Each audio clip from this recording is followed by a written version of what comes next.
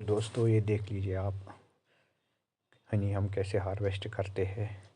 ये तो कश्मीरी जो वाइल्ड हनी होता है, या आप सिरेना बोलो या इंडिका बोलो, ये तो एक ही है। जो कश्मीरी मुखी होती है उसी को सील्ड शहद निकालते हैं हम। जब तक पूरा सील हो जाएगा तब तक नहीं खोलते हैं। फिर हम इसको फ़िल्टर करते हैं। देख लीजिए आपके थोड़ा ब्लैक भी आया है, ये पूरा सील हुआ है जैसे चॉकलेट है।